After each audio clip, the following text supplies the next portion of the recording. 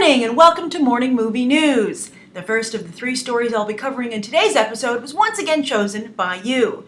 In the comments for yesterday's episode, a number of you asked, what do I think of this recently announced Grumpy Cat movie?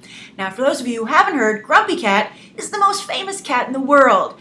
She unfortunately has a form of dwarfism, which gives her a permanent frown, which everyone thinks is adorable. This cat has a YouTube page, a Facebook page, tons of merchandise, is tweeted about all the time, apparently does book signings where people line up for blocks to meet her and have their picture taken with her. So basically, she is the cat counterpart to Uggie, that adorable famous dog from The Artist. And I know a friend of mine has actually gotten in line to meet Uggie and just loves Uggie so much and would be thrilled if there was an Uggie movie, but I don't know anybody who's a Grumpy Cat fan. So if you are, write down below why you like Grumpy Cat so much and if you want to see Grumpy Cat in a movie. But you won't just be seeing Grumpy Cat in this movie. Grumpy Cat will talk. That's what Hollywood's going to do. They're going to animate her famous frowny mouth, give her a voice, and have her be like the female Garfield. Which right there, I'd be interested to know if there is a market for that. There's been a lot of talking animal movies, but I have yet to see one with a female lead. I know some of you think that I talk about this stuff a lot about, gender and race in Hollywood. I think it's important. And now the argument and discussion has moved into animal movies, which I kind of think is hilarious. But you know what, bottom line, this isn't a risky venture. There's not a lot of money on the line, especially today. This is not difficult to produce, even this kind of animation. And you know it's going to do well on DVD. So I think it's a sure thing. It's easy money, and who knows, maybe it'll be a surprise hit. I doubt it when you take a look at the overall box office numbers for live-action movies with an animated animal in some way.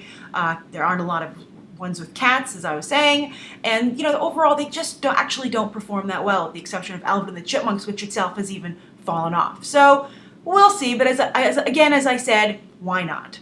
The second story that I'm covering today is that DC Comics and Warner Brothers are making this year the year of Superman. Not just Man of Steel, but Superman in general. Because I guess they're feeling like too much attention is paid to Batman. It's the 75th anniversary of Superman, for heaven's sakes. So let's give the guy the respect he deserves. And, kudos for the company for getting behind him so strongly. And I can only imagine, it's still a gray area, but they must feel that the lawsuit over the rights to Superman is settled for them to invest this kind of time and effort and money into raising the character's profile.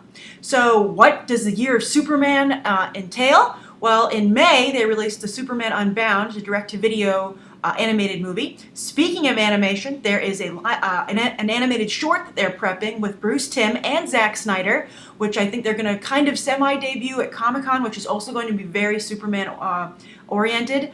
But the rumor is that this animated short is one long continuous take, just one cut, and it's going to show different versions of Superman. It's going to be like an homage to Superman through the years. I think that could look really cool. Do I think that's a great use of this kind of attention? Not particularly. I think everyone prefers narrative story, and while this might look cool, I would be much happier if this was part of a package. Like, look at this cool continuous shot, and then here's an interesting new story. And also, I also think it shows some reluctance on Warner Brothers to commit to this new Superman, because I think they're still waiting to see how it's accepted at the box office. So, very tellingly in the short, they're going to pay their respects to all the different versions of Superman, because they're still apparently all up for grabs. So you have that animated short. You have San Diego Comic-Con. It's going to be Superman, a lot of Superman there, they're saying. Also, in the comic book world, two big Superman comic books come out in June for Man of Steel and this year of Superman. There's the very heavily publicized Superman Unchained with Scott Snyder and Jim Lee. That is a huge, if you don't read comics, that's like Scott Snyder is basically right now the Christopher Nolan of comics. So that's how big a book that's going to probably be. And then also I've been seeing ads for a new Batman-Superman team-up book with Greg Pak writing it. I think his work is medium, but also Jay Lee is going to be doing the artwork. And if you've read Before Watchmen Ozymandias, you know that that's going to be a treat right there. So I'm picking it up just for his artwork. And then also there in the fall, there's this Infinite Crisis new online multiplayer video game coming out, which apparently they're like, Superman will be a big part of it. How do I feel about this? I still feel that DC, even with their year of Superman, refuses to definitively define the character. I was actually talking to somebody from DC at a recent comic book event, at the Dare to Draw comic book event, and I thought it was interesting that DC itself acknowledges, at least internally, that they just have really not come down hard on which Superman is their Superman. And he said that, that's their most divisive character, so they're aware of the fact that fans are like, is he Farm Boy or is he an alien? And I thought that was very interesting. Also, the other interesting thing this person said was that the other character that has that problem is Wonder Woman, and so I agree with that. I think she does have a lot of similar problems. See, Superman and Wonder Woman are so similar, even in their problems. So I'm still going to enjoy the Year of Superman. At the very least, I hope we'll get some good stories out of it.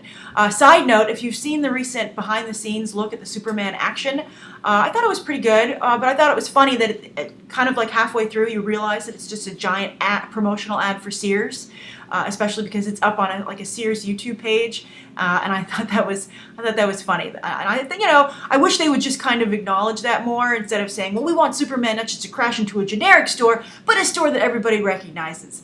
And I think that I would have more respect if they were like, you know what, Sears wanted to get involved with an American icon because Sears is a staple of Americana, and we just think they're a good fit. So transparency, please. All right, third story. Pirates 5. It is not only coming your way, but the directors have been chosen. The Kon-Tiki team, this is a Norwegian directing duo, has been upgraded. They are getting the call from Disney to do Pirates 5, which I think is fascinating.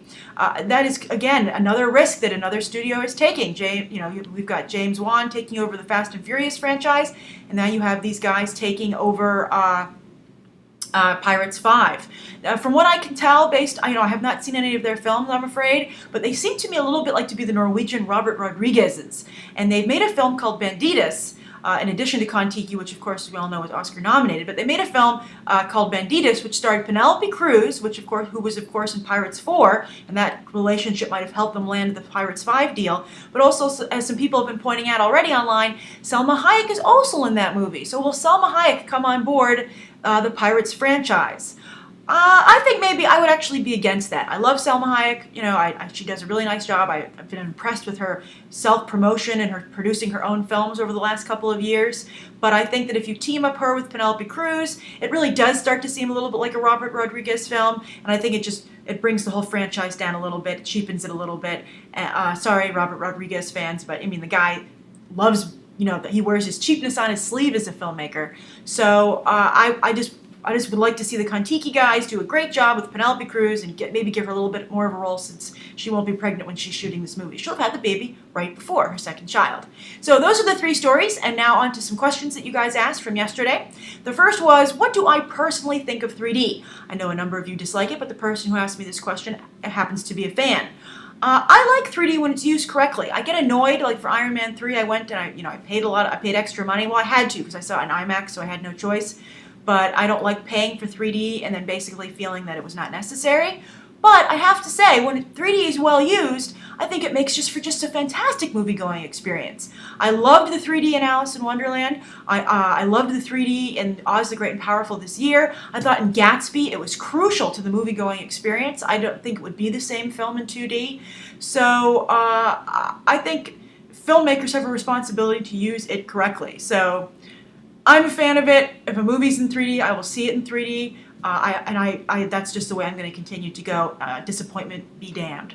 So that's my thoughts on 3D. The other question was another kind of movie-going related question, and it was, if I could change anything about the movie-going experience, what would it be? That's an easy one. I would demand no talking in theaters. And there are already some companies that really enforce this. There's the ArcLight out in Los Angeles on the West Coast, and also Alamo Drafthouse, which is, of course, the famous movie theater that sticks up for the rights of its patrons.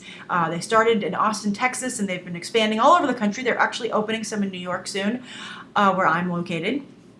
And I just think that, that's where movie-going has a problem. Right now, they're losing out to home video, not because of a little bit because of the money, but my feeling is largely because movie-going has become a dirty, loud, rude experience, where for some reason, people who are going to the movie theater think that that's their living room. And I live in fear of the person sitting behind me after I've gotten my seat and chosen it and I can't move because it's too crowded, that late comer who doesn't care and gets that one empty seat behind me or two empty seats behind me and just talks through the whole movie and just ruins something I've been looking forward to going to. So I hope that these other movie theaters do so well that it forces the major chains to move over to enforcing it as well, which is what's happened on the West Coast with reserved seating.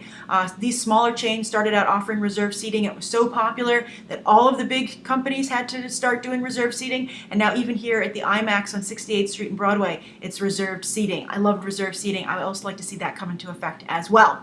So that's Friday's morning movie news. I hope you enjoyed today's episode. Leave your thoughts down below, as well as topics you'd like to see covered on Monday and any questions you'd like answered. Thanks for watching. Bye.